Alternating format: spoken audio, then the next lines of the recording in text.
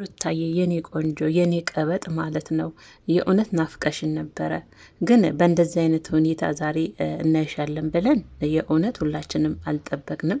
በዚህ አጋጣሚ ያው ቅመሞችዬ ያው ልባችሁ ምናል ሩሩ ሩታን ደግሞ ምናል ጥግ ድረስ እንደምትወዷት ከትናንት ጀምሮ እያየ ኮሜንት እያነበብኩ ነበረና ለሩታ የምትጨነቁ የምታስቡ ትናንትና በአብርሽ ቪዲዮ ላይ እንኳን ሁላችሁም ከላይ እስከታች ሩታ ሩታ ነው የምትሉትና አቤት ሩታ የሰው ፍቅር ከድሮም አላት።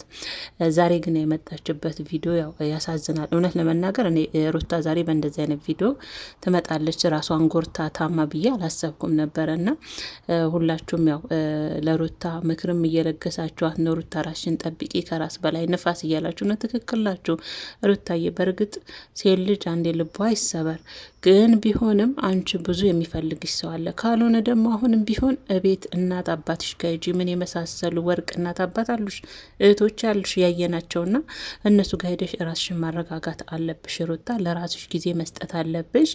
ጽንሱም እኮ አንቺ ሰላም ስትሆኝ ነው ጤነኛ ልጅ ማግኘት ምችው። ሰላም ስትሆኝ ነው ሰላም የሆነውና ለሱ ማሰብ አለብሽ ሩታዬ ማለት ነው። ብዙ የከፈልሽለት ማስታወሻሽ ነው። እንደው እግዚአብሔር አይባለውና ከአብርሽ ጋር እንኳን ባትገናኝ ማለት ነው። ግን ያው ዞራችሁ መታረቃችሁ አይቀርምና በዚህ አጋጣሚ ማለት ነው ግዴታ የኔን ቪዲዮ እዩ ብላ ሩታ ያስገደደቻችሁ እስከሚመስል የምትስቁ ልጆች፣ በሰው ህመም የምትስቁ፣ በሰው ቁስል የምትስቁ ልጆች፣ ድራማው ተጀመረ የምትሉ ልጆች በጣም ነው ኮሜንታችሁ የሚያሳፍረው። ከስንት አንድ ማለት ነው። እንዴት እንደዚህ አይነት አስተሳሰብ ትይዛላችሁ? የእውነቴን ነው፣ በጣም ያሳፍራልና ለእናንተን የምንም አልልም። ልብ ይስጣችሁ። ለሩታ አድናቂዎች ግን የልብ ነው የወደድኳችሁ የእውነቴን ከልብ።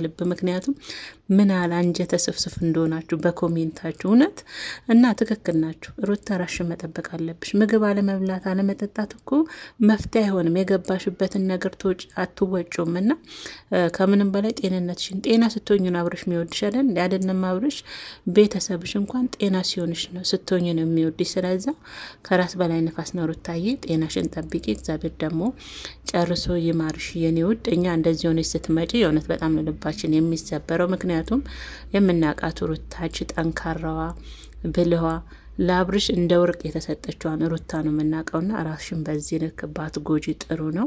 ሲቀጥል ደግሞ ቤተሰብ ጋር ሩታ እናት እኮ እናት ናት። እውነት እናት የእውነት ካለሽበት ስሜት ታወጣሻለች እና ወደ ቤተሰቦችሽ ጋር ልክ አብርሽ ሲከፋው ብቻውን ሲሆን ሲጨነቅ ወደ ቤተሰቦቹን ምርጫ እንዳረገ ሁሉ አንቺን ቤተሰቦችሽ ጋር ብትሄጂ ብዬ አስባለሁ።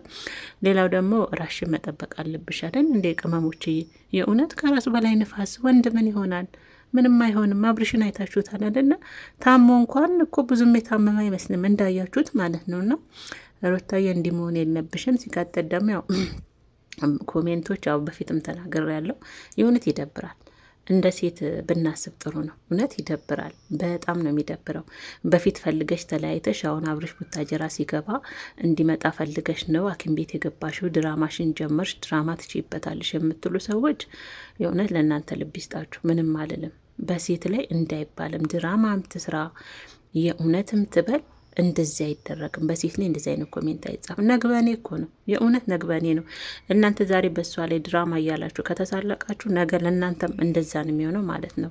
ሩታ ጠንካራ ሴት ናት። በነገራችን እች አይደለም ይሄንን ስንት ፈተናዎችን አልፋ እንደመጣች እኛ ምስክር ነን። እያየናት ነው። ብዙ ነገር አሸንፋ ብዙ ብትባልም ለፍቅር ማናቸውም ሴቶች መክፈል የምትፈልጉትን የከፈለችው። ምንም አዲስ ነገር በሩታ ህይወት ውስጥ ባህሏን ምኗን ጥሳ የጨመረችው ምንም አይነት ነገር የለምና ምንም አትገረሙ ሴቶች ስለ ሩታ ማለት ነው። ካልሆነ ደግሞ ቪዲዮን አትዩ። በግድ እኮ ይዋል አለችም እሷ ቤቷ ሄዳችሁ እንደው ዝምታም እኮ አንዳንዴ ወርቅ ነው። እውነት የእውነቴን ነው የምላችሁ። ያልሆነ ነገር ከአንደበታችሁ ከምታወጡ ዝምታም አንዳንዴ ወርቅ ነው፣ ተመራጭም ነው። በቃ ይሁ ብላ አስገድዳም እኮ የምትለቀው ቪዲዮ የለምና በእሷ ህመም በእሷ ቁስል የምትሳለቁ ኮሜንቶች እናንተ የእውነት ልብ ይስጣችሁ። በተረፈ ሩታዬ እግዚአብሔር ይማርሽ፣ ራስሽን ጠብቂ። ከዚህ የበለጠም እኮ ሰው ልጅ ጭንቀት ራሱ እኮ ቤተሰቦች የእውነቴን ነው ብላችሁ በሽታ እኮ ነው። ጭንቀት ራሱን የቻለ በሽታ ነው፣ ከበሽታ በላይ ማለት ነውና አትጨነቂ። ከሆነ ይሆናል፣ ካልሆነ አይሆንም። አንቺ ስንት ነገር ከፊትና ከኋላ የሚጠብቅሽ ልጅ የእውነት ስንቱ አሳስፎ የሚጠብቅሽ ልጅ ለማን አባቱ ብለሽ ነው እጅ የምትሰጪው? እውነቴን ነው የምልሽ። እንዴ ሩታ የአብርሽ ቤት አብርሽ ይተካል ካልሆነ ማለት ነው። ወይኔ ቆንጆና እንደዚህ መሆን የለብሽም ውዴ። ለማን ደስ ይበለው ብለሽ ለማጠላት እና ዛሬ ሩታ በእንደዚህ አይነት ሁኔታ ብዙዎቻችሁ አልጠብቃችሁም። ዋናው ነገር ሰላምሽ ጤናሽ እንዲመለስ ነው እኛ የምንፈልገው። ሰላምሽ ጤናሽ ከአብርሽ ጋርም ታርቃችሁ እንደ በፊት ደስ የሚል ህይወት እንድትኖሩ ምኞታችን ነው ስለምንወዳችሁ። በተለይ ሩታ እኔ እውነት ቤተሰቦች የሩታ ነገር አይሆንልኝም። የእውነት ይህን ነው የምላችሁና እንደ ምኞታችን ነው። ያው ጋሽዬም እንዳሉት እንደሚያስታርቋችሁና ከእንደዚህ አይነት ስሜት ሁለታችሁም ለአንዴና ለመጨረሻ እንደምትወጡ ተስፋ እናደርጋለን። ፈተና ያለ ነው።